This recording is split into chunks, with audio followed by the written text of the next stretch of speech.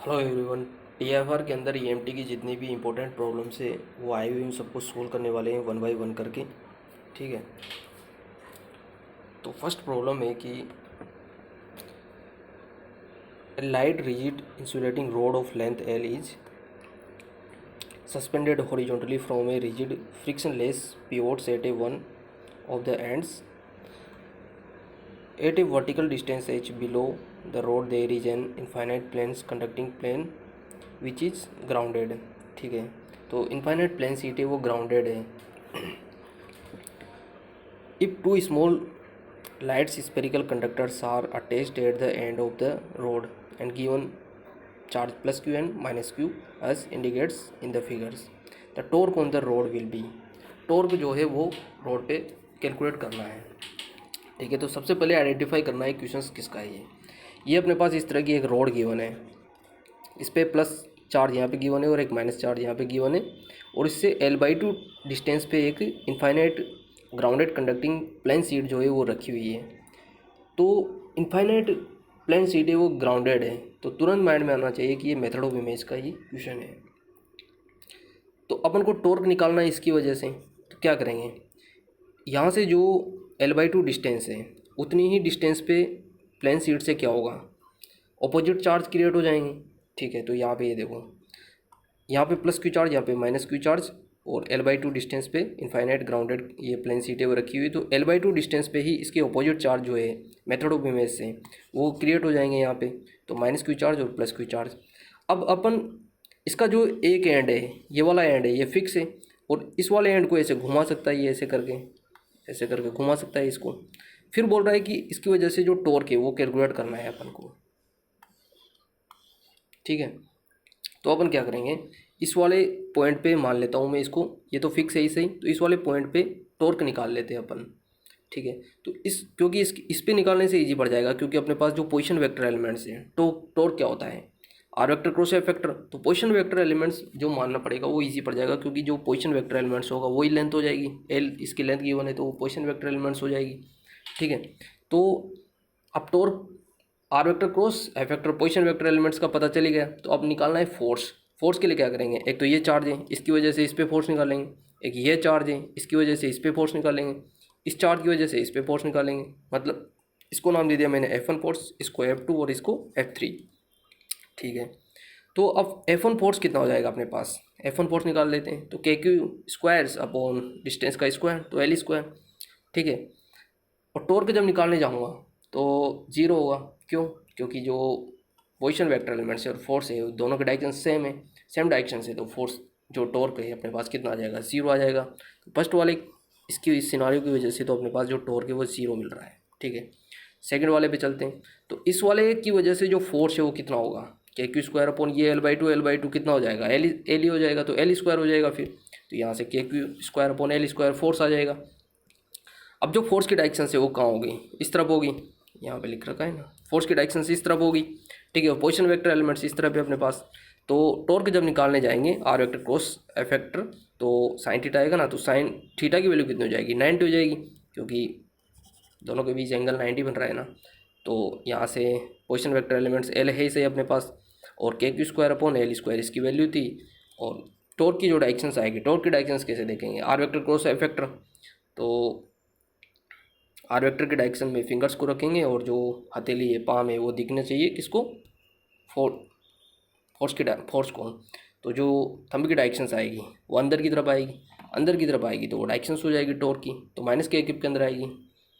ठीक है, तो ये हो गया अपने पास दो चीज़ की वजह से, तो एक तो इसकी वजह से टॉर्क निकाला अपने जीरो, इसकी वजह से टॉर्क निकाला, तो ये आ गया अपने पास एक्सप्रेशन। ठीक है, अब थर्ड और बच रहा है अपने पास, तो इसके लिए पहले डिस्टेंस निकालना पड़ेगी फोर्स निकालने के लिए, तो अपने पास पाइथागोरस तो है ही सही, ये वाली डिस्टेंस कितनी है L। ठीक है, और ये वाली डिस्टेंस भी कितनी हो जाएगी, L/2 और L/2 L ही हो जाएगी ना, तो फिर ये वाली डिस्टेंस अपने पास कितनी आ जाएगी, √2L, यानी कि 2L स्क्वायर, ये वाली आएगी √2L, इस वो तो फोर्स में करेंगे ना, तो फोर्स कितना आ जाएगा फिर KQ square upon 2L square, और जो फोर्स की डायरेक्शंस होगी वो कहाँ होगी, फोर्स की डायरेक्शंस रिजल्टेंट इस तरफ होगी, क्योंकि ये अपने पास है पोजीशन वेक्टर एलिमेंट्स और फोर्स की डायरेक्शंस इस तरफ। तो ये वाला एंगल 45 हो जाएगा, तो फिर ये वाला कितना हो जाएगा sin 45। ठीक है, तो यहाँ से KQ² अपॉन 12² ये फोर्स आ गया, और टॉर्क कितना होता है R vector cross F vector, तो sin 45 क्योंकि ये फोर्स की डायरेक्शंस थी ना, तो √2 इसकी वैल्यू रख दी। अब ऐड कर देंगे, तो फर्स्ट की वजह से तो जीरो है इससे ही, तो दोनों को ऐड कर देंगे बचे हुए 2 और 3 को। तो अब देखो इसमें 2 का डिवाइडेशन हो रहा है ना, √2 का, तो इधर से भी छोटा होगा, तो जो टॉर्क 2 की वजह से आया है वो क्या होगा, बड़ा होगा। तो उसमें तो KQ² अपॉन L, और यहाँ से जो -KQ है वो मैंने बाहर ले लिया, तो कितना बचेगा फिर इसमें से 1, और यहाँ से माइनस, ये माइनस हो जाएगा ना, तो 2√2। ठीक है, अब ये ऑप्शन में नहीं है ना, तो इसको कैलकुलेशंस को 4 से ऊपर नीचे मल्टीप्लाई कर दिया मैंने। 4 से ऊपर नीचे मल्टीप्लाई, इसकी वैल्यू KQ1/4πε0 होती है ना, तो 4 से मल्टीप्लाई करते ही क्या हो जाएगा, 4 तो ऊपर रह गया ऐसे कैसा, और नीचे 16πε0L और KK, और 4 माइनस 4 से ये कटेगा तो 2, और √2 का डिवाइडेशन होगा तो √2 बच जाएगा, तो फिर ये आंसर आ जाएगा इसका। ठीक है, टॉर्क कैलकुलेट करने का क्वेश्चन था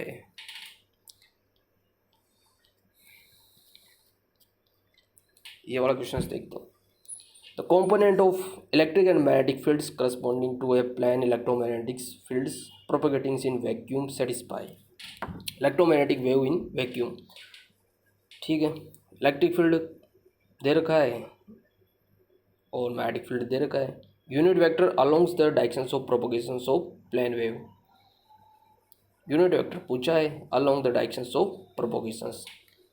तो इलेक्ट्रोमैग्नेटिक वेव जो वैक्यूम यानी कि फ्री स्पेस के अंदर जो प्रोपोगेट होगी, तो वहाँ पे क्या कंडीशंस होती हैं, इलेक्ट्रिक फील्ड, मैग्नेटिक फील्ड और प्रोपोगेशंस जो वेक्टर है वो तीनों परपेंडिकुलर होंगे। तो यूनिट वेक्टर निकालने के लिए जो परपेंडिकुलर है वो क्या सेटिस्फाई करेगा, फिर E×B देख लेंगे। तो E×B कैलकुलेट करना था इसके अंदर, तो E×B करने के लिए क्या करना पड़ेगा, यहाँ से I कैप J कैप लिखा, और यहाँ से इसका हो जाएगा 1 1, ये तो कॉमन ले लिया मैंने √3 यहाँ से बाहर, यहाँ से भी √2 बाहर ले लो। ठीक है, यहाँ से 1 1 और यहाँ से -1, यहाँ से 1 -1 0। सोल्व करना है, कल को तो कोई सोल्व कर सकता है, ये आंसर आ जाएगा इसका।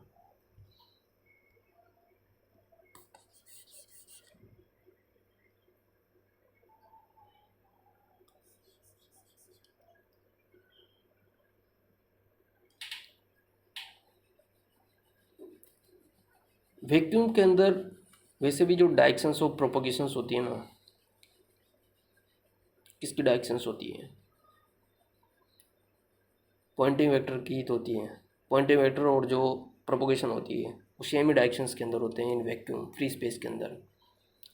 तो जो पॉइंटिंग वेक्टर होता है वो क्या होता है, डायरेक्टली प्रोपोर्शनल E×B के। तो E×B का प्रोडक्ट ऐसे भी कैलकुलेट कर सकते थे अपन, अगर मान लो किसी को याद नहीं है कि E perpendicular B perpendicular K, तो फ्री स्पेस के अंदर ऐसे भी तो डायरेक्टली प्रोपोर्शनल, जो मतलब फ्री स्पेस के अंदर जो प्रोपोगेशंस वेक्टर और जो पॉइंटिंग वेक्टर होता है वो सेम ही डायरेक्शंस के अंदर होता है, तो पॉइंटिंग वेक्टर से भी कैलकुलेट कर सकते थे यूनिट वेक्टर। ठीक है, कैसे भी कर दो, तो ये आ गया। 4 student were asked to write down possible forms for magnetic vector potentials corresponding to uniform magnetic fields of magnitude B along the positive z directions। Vector potentials का क्वेश्चन हो और यूनिफॉर्म मैग्नेटिक फील्ड गिवन हो, तो direct mind में आना चाहिए formula, कुछ करने की जरूरत है ही नहीं।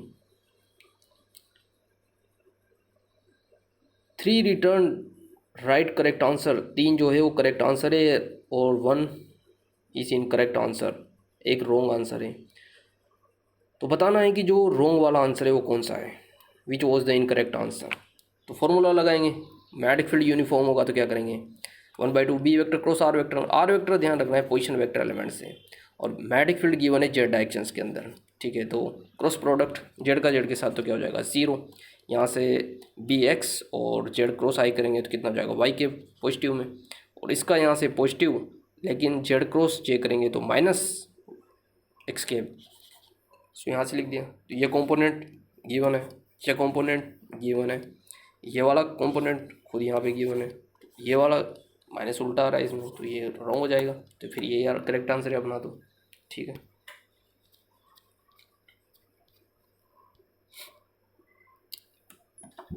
Consider two concentric spheres of radius a and b. जो बी है रेडियस वो बड़ी है ए से। Space between the two sphere is filled uniformly with total charge q।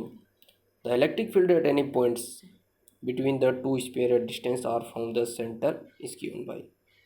Electric field बताना है अपन को इस वाले पॉइंट्स पे, क्योंकि ये रेडियस है ए और आउटर रेडियस है वो बी, तो इस वाला कोई पॉइंट बचा ये वाला, तो यहाँ पे अपन को इलेक्ट्रिक फील्ड बताना है। तो स्पेरिकल है तो कहाँ जाएंगे, गॉस लॉ पे जाएंगे, close integration E vector dot D S vector 1/एप्सिलॉन नॉट रॉ डी टू, ठीक है। जो डेंसिटी होती है वो क्या होती है, चार्ज अपॉन वॉल्यूम। लेकिन अब जो ध्यान रखना है कि जो चार्ज है वो ए से बी रीजन के अंदर ही है, तो जब वॉल्यूम लिखने जाएंगे तो कितना हो जाएगा, 4/3 पाई आर क्यूब लिखते हैं ना अपन। लेकिन जो रेडियस है वो ये वाले रीजन के अंदर ही चार्ज गिवन है, यानी कि B cube minus a cube, यहाँ से यहाँ तक की रेडियस है और यहाँ से बी, तो B cube minus a cube. तो ध्यान रखना है कि वॉल्यूम जो है वो इतना सा वाला जो पार्ट है उसका ही वॉल्यूम लेना है अपन को, क्योंकि जो चार्ज है वो इसी में प्रेजेंट है, ठीक है। तो अपने पास यहाँ से डेंसिटी कितना आ जाएगी, 3 ऊपर भेजा मैंने, तो यहाँ से 3q और 4 पाई B cube minus a cube. अब इलेक्ट्रिक फील्ड जो तो बाहर ले लिया,